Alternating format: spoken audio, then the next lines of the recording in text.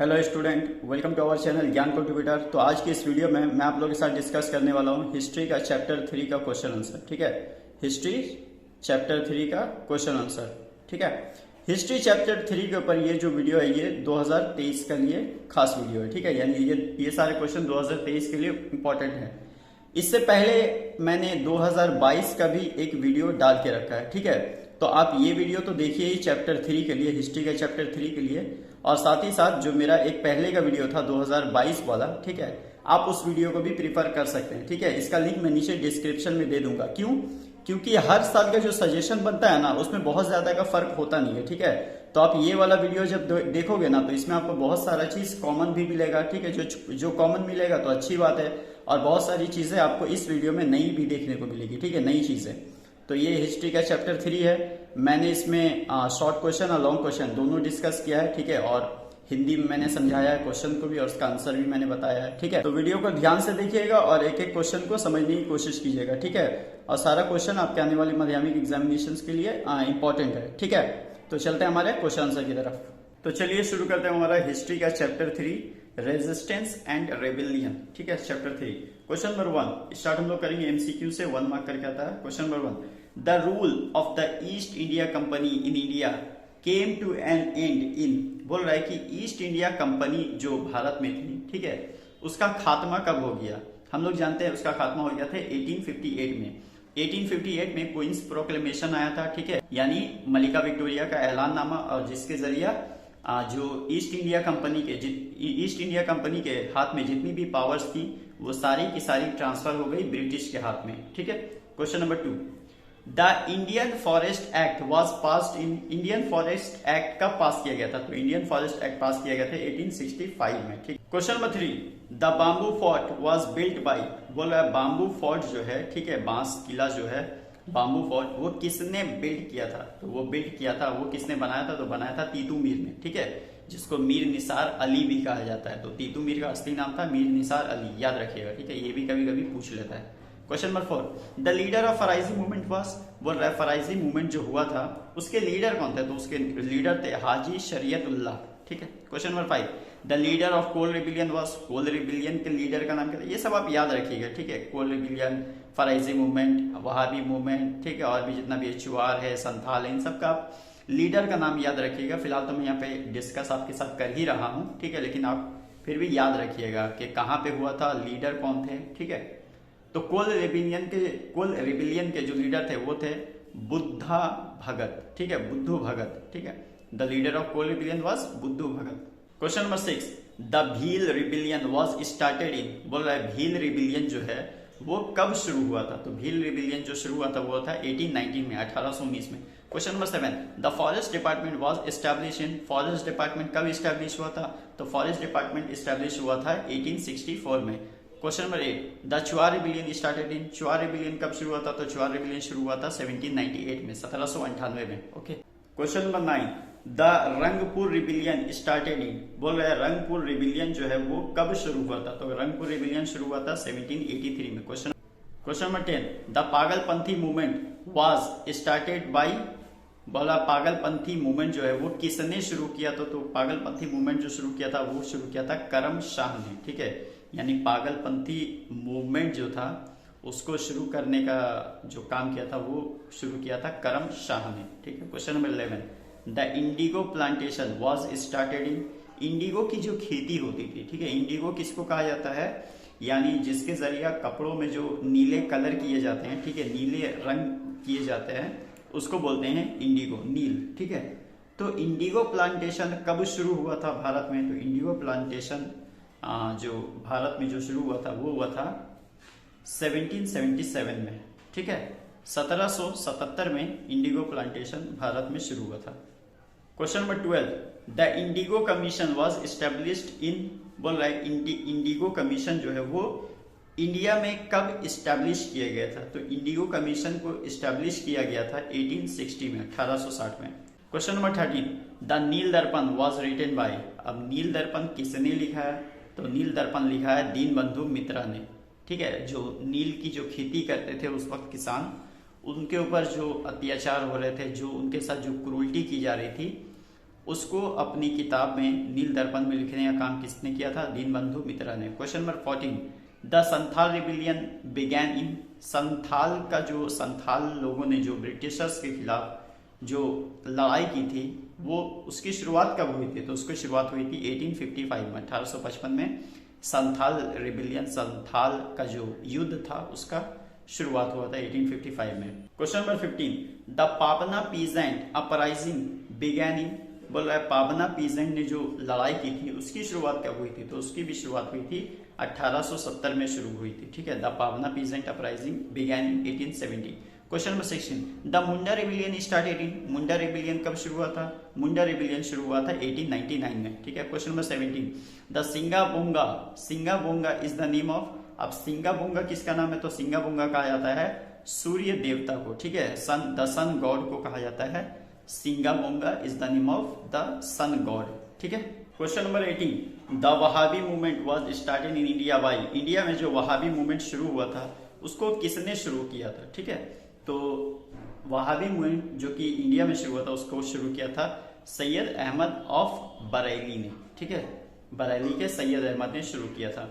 Question number 19, the Barasat rebellion was started by, Barasat rebellion का जो leader था, ठीक है, मतलब उस रिबिलियन को शुरू किसने किया था? जाहिर है वो उसका लीडर ही था, ठीक है। तो बारासात रिबिलियन को जो शुरू किया था वो किया था तीतू मीर ने, ठीक है। क्वेश्चन नंबर 20, द नील दर्पण वाज ट्रांसलेटेड बाय, अब नील दर्पण को ट्रांसलेट किसने किया था? तो नील दर्पण को ट्रांसलेट किया था माइकल मधुसूदन दत्ता ने। और अगर ये पूछा जाए कि नील दर्पण को पब्लिश किसने किया था तो जेम्स लॉन्ग हो जाएगा, ठीक है। ट्रांसलेट करने का काम माइकल मधुसूदन दत्ता ने किया था और पब्लिश करने का काम जेम्स रेवरेंड लॉन्ग ने किया था, या आप यूं कह सकते हैं जेम्स आर लॉन्ग ने किया था। Question number 21, the colonial government of India pass the forest charter in, बोल रहा है कि उस वक्त का जो कॉलोनियल गवर्नमेंट ऑफ इंडिया यानी जो ब्रिटिशर्स थे उन्होंने फॉरेस्ट चार्टर कब पास किया था? तो फॉरेस्ट चार्टर उन्होंने पास किया था 1855 में। Question number 22, the forest charter made dash a government property and issued regulation on its trade, बोला है कि फॉरेस्ट चार्टर जो था मेड अ डैश, क्या बनाया था उसने? फॉरेस्ट चार्टर ने क्या बनाया था जिसके तहत अ government property and issued regulation on its trade, किसके तहत गवर्नमेंट ने ये किया था? ठीक है, तो वो किया था टीक, एक तरह की लकड़ी होती है, ठीक है, एक तरह का पेड़ होता है उसकी लकड़ी। The forest charter made a teak a government property and issued regulation on its trade, और एक रेगुलेशन, एक रूल्स इशूड कर दिया था इसका ट्रेड में यानी उसका बिजनेस में, ठीक है, टीक होगा आंसर।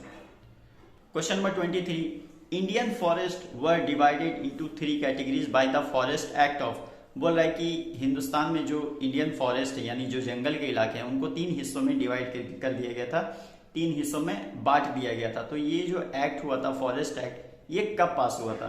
फॉरेस्ट एक्ट के तहत मतलब फॉरेस्ट को 3 भाग में डिवाइड किया गया था। अंग्रेजों ने उस वक्त एक एक्ट बनाया था जिसका नाम था फॉरेस्ट एक्ट। फॉरेस्ट एक्ट के तहत फॉरेस्ट को 3 भागों में डिवाइड किया गया था। तो ये कब किया गया था ये बताना, ये किया गया था 1878 में। Question number 24, Devi Singh was the dash of Rangpur and Dinajpur, बोल रहा है Devi Singh was the dash of Rangpur and Dinajpur, यानी देवी सिंह कौन थे? रंगपुर और दिनाजपुर के, तो वो थे इजारादार, इजारादार, ठीक है, इजारादार होगा।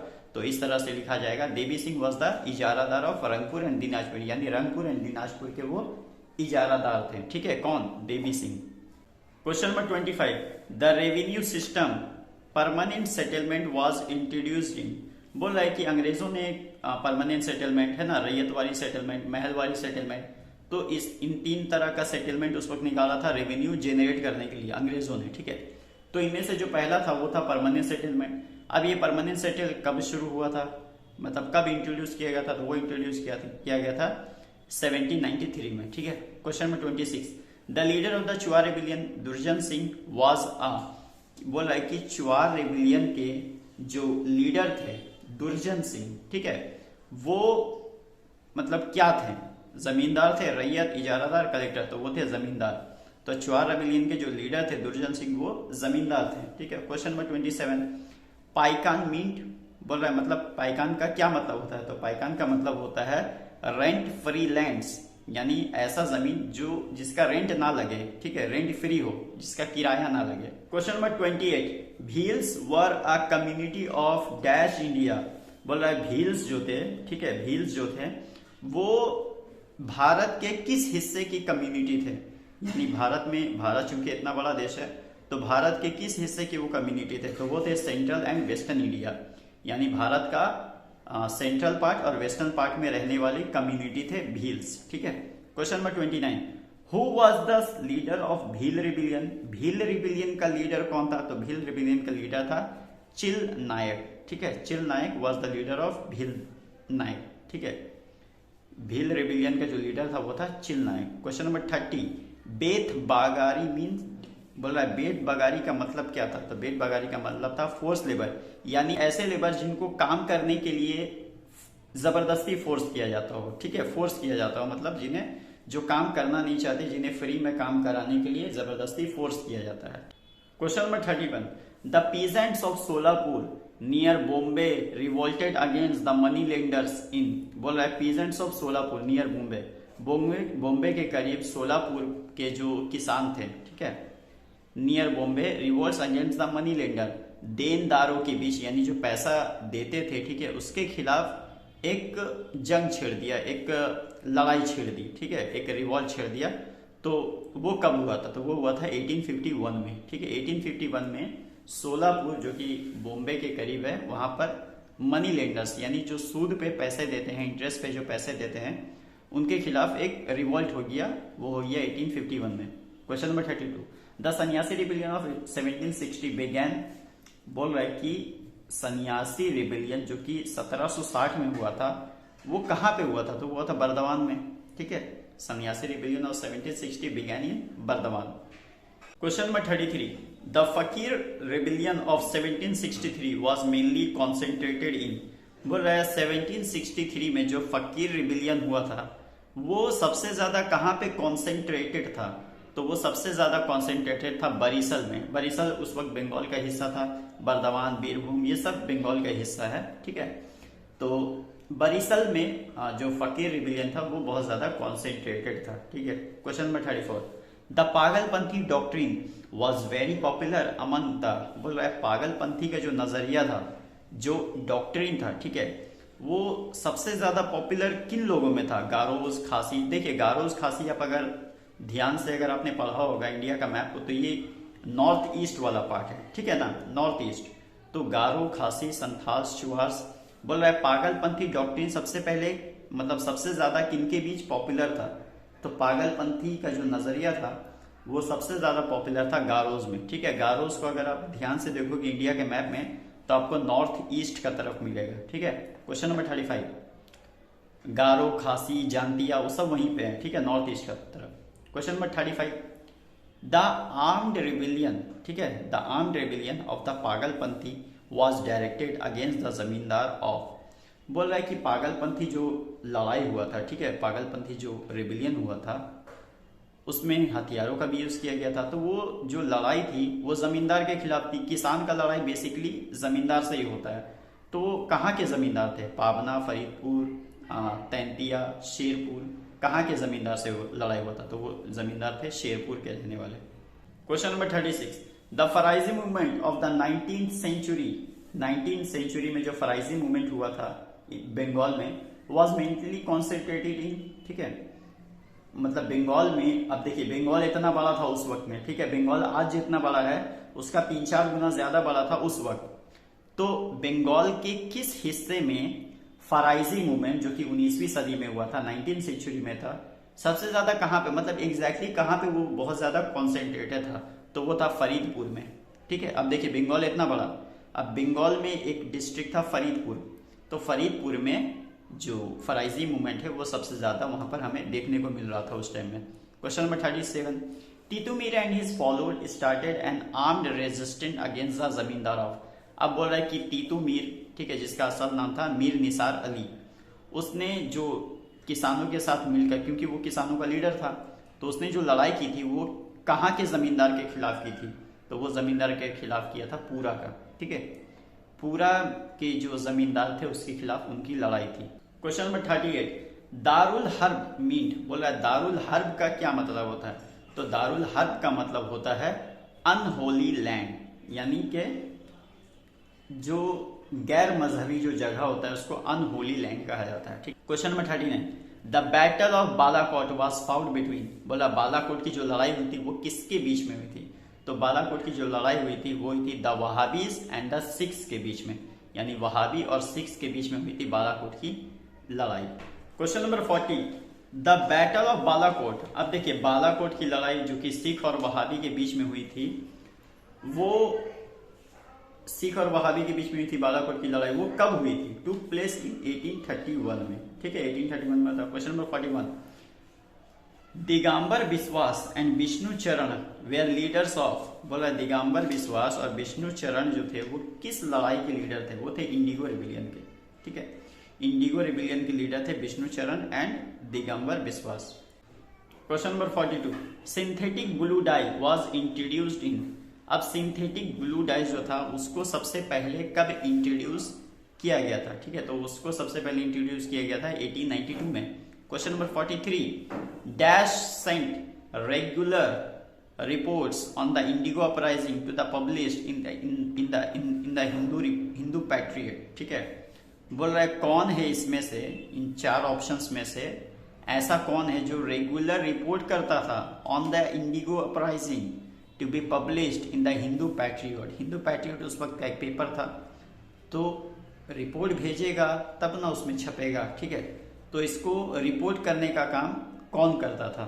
शिशिर कुमार घोष, दीनबंधु मित्रा, रेवरेंड जेम्स लॉन्ग या मधुसूदन दत्ता। ठीक है, तो ये काम करते थे शिशिर कुमार घोष। ठीक है, शिशिर कुमार घोष यहाँ पे लिख सकते हैं, Shishir Kumar Ghosh sent regular reports on the indigo uprising to be published in the Hindu Patriot. Question number 44, Bengal tenancy act was passed in, बोल रहा है बंगाल टेनेंसी एक्ट कब पास हुआ था? तो बंगाल टेनेंसी एक्ट पास हुआ था 1885 में। ठीक है, और 1885 का एक और अहम 1885 में एक और अहम चीज हुआ था, उसको आप याद रखिएगा, इंडियन नेशनल कांग्रेस का स्थापना हुआ था इसी साल। ठीक है, 1885 में। अब हम लोग आ जाते हैं शॉर्ट आंसर टाइप क्वेश्चंस में। ठीक है, ये 1 मार्क करके आता है। Question number 1, When was Indigo rebellion started, Indigo rebellion कब शुरू हुआ था? तो इंडिगो रिबिलियन शुरू हुआ था 1859 से 60 के बीच में। ठीक है, question number 2, what was the dadan system? अब देखिए दादन सिस्टम क्या है? दादन सिस्टम था कि जैसे जो इंडिगो खरीदना चाहता है, ठीक है, तो वो किसानों को कहेगा कि आप इंडिगो की खेती कीजिए, है ना, इंडिगो नील की खेती कीजिए। अब किसान नील की खेती कैसे करेगा? उसको इस बात की क्या गारंटी है कि इंडिगो की खेती करने के बाद ये हमसे इंडिगो खरीदेगा? तो इसको विश्वास दिलाने के लिए जो अंग्रेज होते थे या कोई भी व्यापारी बिजनेसमैन, वो किसानों को पैसे देते थे एडवांस में। ठीक है, कि ये एडवांस रखिए, नील की आप खेती कीजिए और जब आप पूरा इंडिगो मुझे बेचिएगा, हमको दीजिएगा, तो आपको बाकी का पैसा मिलेगा। ठीक है, एडवांस में जो पैसा दिया जाता था इंडिगो की खेती के लिए उसे ही कहा जाता था दादन सिस्टम। ठीक है, question number 3, who was the author of Nil Bidroha ओ बंगाली समाज? बोल रहा है नील विद्रोह बंगाली समाज के राइटर कौन थे, ऑथर कौन है? तो वो है प्रमोद रंजन सेनगुप्ता। लिख पाएंगे? Pramod Ranjan Sengupta. Question number 4, who was the first inspector general of forest India? के फॉरेस्ट ऑफ इंडिया के, ठीक है, सबसे पहले first inspector general of forest India, forest of India के फर्स्ट इंस्पेक्टर जनरल कौन थे? तो वो थे डाइट्रिच बैरंडिस। Dietrich Brandeis. ठीक है, question number 5, who were the leaders of the Chuar rebellion? अब चुआर रिबिलियन जो हुआ था उसके लीडर कौन कौन थे? तो पहले तो थे जगन्नाथ सिंह, लिख लीजिए, जगन्नाथ सिंह। उसके बाद थे दुर्जन सिंह, उसके बाद थे माधव सिंह।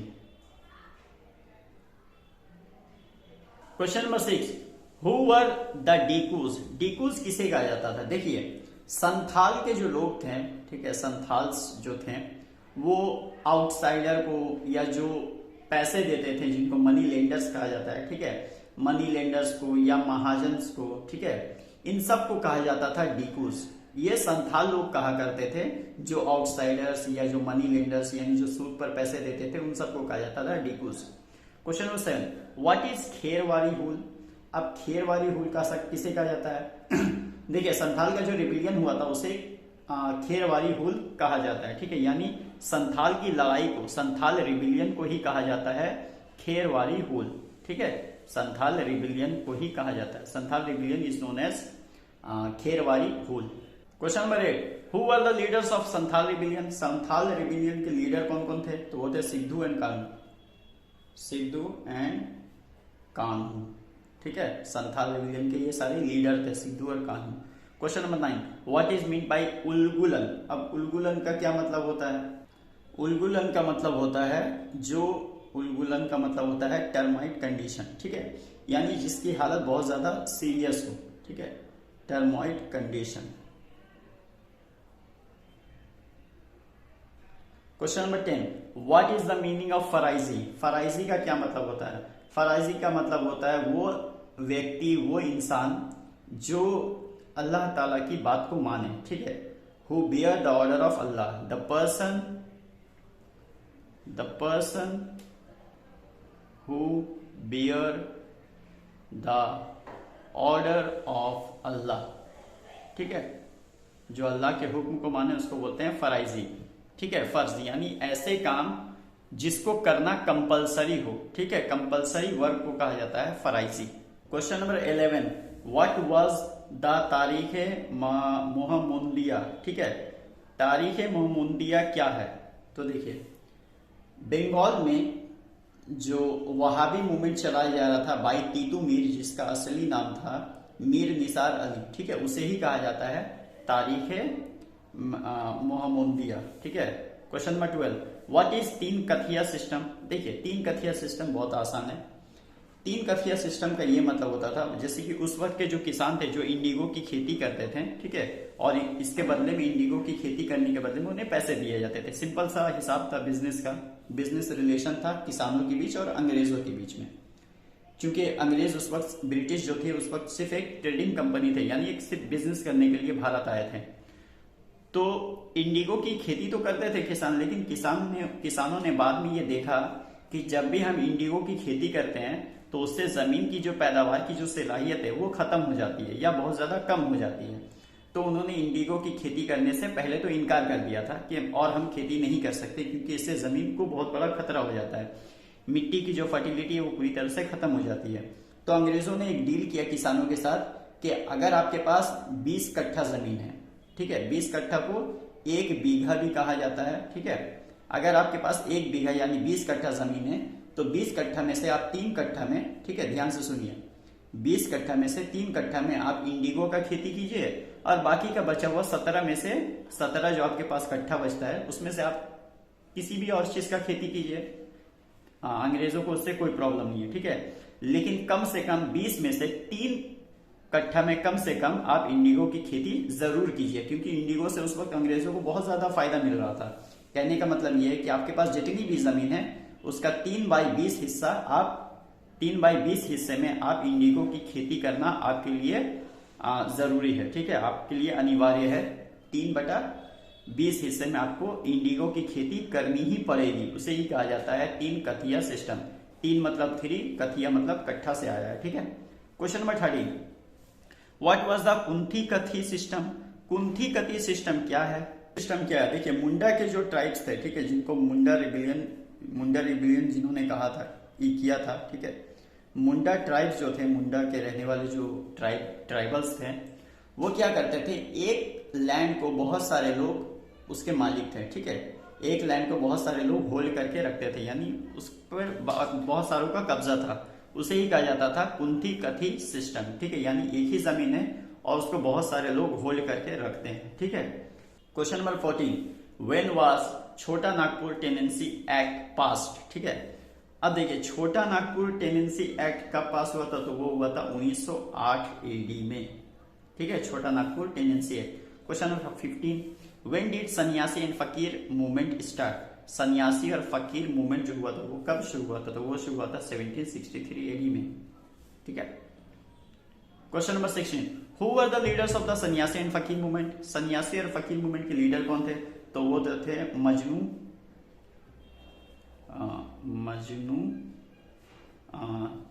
शाहन भवानी पाठक, ठीक है। यानी यहाँ पे दो नाम आ रहा है, सन्यासी और फकीर, ठीक है। तो दो लीडर्स का भी नाम मजनू शाहन और भवानी पाठक, ठीक है। Question number 17, what is the meaning of Wahhabi? Wahhabi का क्या मतलब होता है? वहाबी का मतलब होता है रीजेनरेशन, रीजेनरेशन, ठीक है। अब हम लोग आ जाते हैं ब्रीफ क्वेश्चंस में। ब्रीफ क्वेश्चन 2 मार्क्स करके आता है, ठीक है, और सारे ही क्वेश्चंस काफी इंपॉर्टेंट है। Question number 1, what was the significance of the Chuar revolt? Chuar revolt जो हुआ था उसका सिग्निफिकेंस आपको बताना है, ठीक है, कि अंत में क्या हुआ था। Question number 2, was the Faraizi rebellion simply a religious movement? यानी फराइजी जो रिबिलियन हुआ था वो क्या एक धार्मिक मूवमेंट थी, ठीक है, धार्मिक तहरीक थी, यानी रिलीजियस मूवमेंट था। Question number 3, why did the सन्यासी फकीर रिबिलियन फेल? सन्यासी और फकीर रिबिलियन फेल क्यों हो गया था, नाकाम क्यों हो गया था। Question number 4, what was the role of Christians missionaries in the indigo rebellion? Indigo rebellion जो हुआ था उसमें क्रिश्चियन मिशनरीज का क्या रोल था। Question number 5, why is Dudu Miyan remembered? Dudu Miyan इतना रिमेंबर्ड क्यों है, इतने ज्यादा यादगार क्यों है, इतना नहीं क्यों रिमेंबर किया जाता है, याद किया जाता है। Question number 6, what was the role of Harish Chandra Mukherjee in the indigo revolt? Indigo revolt में हरीश चंद्र मुखर्जी का क्या रोल था। Question number 7, write the name of 2 leaders of Santhal revolt and Kol revolt? दो लीडर का नाम बताना है, संथाल का 2 लीडर का नाम और कोल रिवॉल्ट में जो लड़ाई हुआ था उसमें 2 लीडर का आपको नाम बताना है, दोनों का 2 लीडर का नाम। Question number 8, why did the British government enact forest act? British government ने फॉरेस्ट एक्ट को क्यों लागू किया। Question number 9, what was the objective of the Munda rebellion? Munda rebellion का जो मतलब यानी मुंडा जो लड़ाई हुआ था उसका ऑब्जेक्टिव क्या था, मकसद क्या था। Question number 10, what was depicted in the historic drama Nil Darpan, who translated it into English? बोल रहा है कि नील दर्पण जो था, जो ड्रामा था, ठीक है, हिस्टोरिक ड्रामा नील दर्पण, उसमें क्या दिखाया गया था, क्या दर्शाया गया था और उसको ट्रांसलेट करने का काम किसने किया था। Question number 11, what is the meaning of Damin Koh? ठीक है, दामने को एन होगा यहाँ पे, दामने को का क्या मतलब है। Question number 12, what were the causes of Kol rebellion? Kol rebellion का काउजेस क्या क्या थे। Question number 13, what was the outcome of Munda rebellion? Munda rebellion के आउटकम यानी उसके रिजल्ट्स क्या निकले। अब हम लोग आ जाते हैं 4 मार्क्स वाला क्वेश्चन में, ठीक है, 4 marks. Number 1, discuss the Munda rebellion in India. Munda rebellion के बारे में आपको डिस्कशन करना है, पूरा मुंडा रिबिलियन के बारे में आप बताएंगे अच्छे से। Question number 2, analyse the character of the Rangpur rebellion. Rangpur rebellion में क्या हुआ था, कैसे हुआ था, पूरा रंगपुर रिबिलियन के बारे में अच्छे से बताना है, क्योंकि 4 मार्क्स का है, ऐसे तो देगा नहीं एग्जामिनर आपको marks. Question number 3, analyse the reaction of the educated Bengali society against the indigo revolt. Indigo revolt जो कि बंगाल में हो रहा था, ठीक है, इंडिगो रिवॉल्ट। तो इंडिगो रिवॉल्ट के टाइम में जो बंगाली एजुकेटेड पीपल थे, यानी बंगाली समाज में जो पढ़े लिखे लोग थे, उनका रिएक्शन क्या था, उनकी क्या विचार थे, क्या सोच था, उनका क्या रिएक्शन था। ठीक है। Question number 4, the Barasat revolt was not a mere religious movement, analyze। ठीक है, बोल रहा है बारासात रिवॉल्ट जो हुआ था वो कोई धार्मिक मूवमेंट नहीं थी। ठीक है, इसके बारे में आपको बताना है, धार्मिक मूवमेंट था नहीं था, अगर था तो कैसे था। ठीक है, अब हम लोग 8 मार्क्स वाला क्वेश्चंस में आ जाते हैं। ठीक है, question number 1, why did Santhals revolt, right the significance of the Santhal revolt. अब देखो, why did the Santhal revolt जब बोल रहा है तो इसका मतलब ये हुआ कि संथाल रिवॉल्ट का हमको काउजेस बताना है ना। तो पहले तो आप ये बता दिएगा कि संथाली लोग रहते कहाँ थे, ठीक है, उनका ट्राइब कहाँ का था, किस जगह का था, लड़ाई की वजह क्या थी, किस तरह के जुल्म उन पर किए जा रहे थे अंग्रेजों के द्वारा, ये लड़ाई कब शुरू हुई, लड़ाई में क्या हुआ, उसके आउटकम्स यानी जो सिग्निफिकेंस है वो बताना है। ठीक है। Question number 2, what were the causes of the indigo rebellion, what was the significance of it. Indigo rebellion का लड़ाई का पीछे कारण क्या था और उसका सिग्निफिकेंस क्या निकला। Question number 3, what was the colonial forest act, how were the tribes affected by this act. बोल रहा है कॉलोनियल फॉरेस्ट एक्ट क्या था। ठीक है, what was the colonial forest act, colonial forest act क्या था और इस एक्ट का इफेक्ट क्या हुआ ट्राइब्स में। देखिए इस एक्ट का तो ट्राइब्स पर बहुत बुरा असर कर रहा था, इसीलिए ट्राइब्स ने रेबिलियन किया, रिवॉल्ट किया, है ना। रिवॉल्ट इसी वजह से तो किया था क्योंकि वो कॉलोनियल फॉरेस्ट एक्ट अच्छा नहीं था, ठीक है, मतलब ट्राइब्स के बहुत ज्यादा खिलाफ था। Question number 4, explain the social impact of the Wahabi and Faraizi movement in Bengal. Bengal में जो फराइजी मूवमेंट और वहाबी मूवमेंट जो हो रहा था उसका सोशल इम्पैक्ट आपको बताना है। तो ये था हमारा हिस्ट्री का चैप्टर 3 का क्वेश्चन आंसर, ठीक है। और ये सारे क्वेश्चंस आपके आने वाले माध्यमिक एग्जामिनेशंस के लिए काफ़ी इंपॉर्टेंट है। आप इन्हें देख कर जाए, पढ़ कर जाए। इसमें से बहुत सारी ऐसी चीज़ें होंगी जो आपकी पहले से पढ़ी होंगी। तो मैंने यहाँ आपको एक सीधे सीधे शब्दों में समझा दिया कि कौन कौन से क्वेश्चंस के आने के चांसेस ज़्यादा है। जो आपने पढ़ रखा है तो ठीक है, नहीं पढ़ रखा है तो आप एक बार देख लीजिएगा उसको, ठीक है। और अगर आप हिंदी मीडियम के हैं, उर्दू मीडियम के हैं, तो आपके लिए लिखना थोड़ा सा आसान हो जाता है क्योंकि हिंदी और उर्दू अपने मन से भी आप लोग लिख सकते हैं, है ना। खाली इतना पता चल जाएगा कि कौन सी लड़ाई कहाँ पर हुई थी। जैसे फॉर एग्जांपल संथाल लोग कहाँ के रहने वाले थे, लड़ाई की वजह क्या थी, ये सारी चीज़ें अगर पता रहेगी तो आप आसानी से एग्जाम्स में लिख सकोगे। लेकिन लिखिएगा टू दी पॉइंट, ऐसा नहीं कि लंबा चौड़ा कहानी रख दिया उसमें, नहीं, ऐसा मत कीजिएगा वरना खराब हो जाएगा, ठीक है ना। तो मिलते हैं आपसे नेक्स्ट वीडियो में, तब तक के लिए bye bye, take care and thank you so much for watching this video.